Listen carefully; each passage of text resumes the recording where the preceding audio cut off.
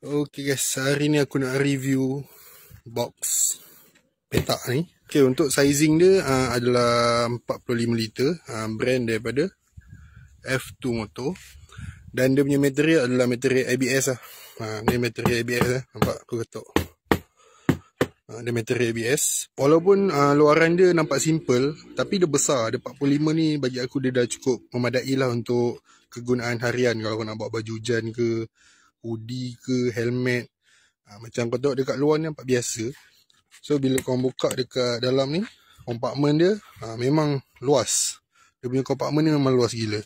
Kau boleh letak helmet sebiji. Setahu aku helmet full face pun dia boleh masuk. Dan yang helmet aku pakai ni adalah Index lah. Index ni dia lagi besar pada MS dengan SGV lah. Dia punya size ni dia size ARC KYT. Dia besar.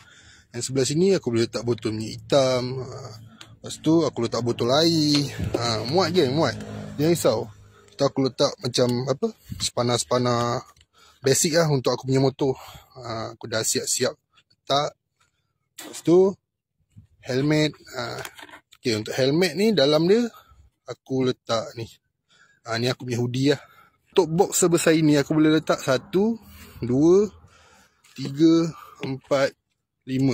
Aku boleh letak 5 barang dalam satu box ni. Box ni size dia 45 liter. Punya material box ni adalah leather lah. Leather, and kau boleh buka. Kalau kau rasa kotor ke ataupun ada benda-benda tumpah, kau just boleh cuci. Kau buka dia punya ni. Dia ada dia punya apa ni, macam dia punya apa namanya ni, aku lupa.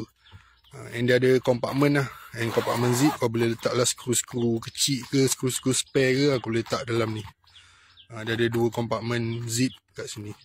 So bagi aku box ni memang berbaloi lah kalau korang nak beli untuk kerja harian. Macam kau nak pergi kerja ke apa ke, kau nak bawa barang banyak, bagi aku memang sesuai. And harga dia pun agak berpatutan. So kalau korang berminat, korang boleh beli dekat beg kuning yang aku letak kat bawah. Okay, steady.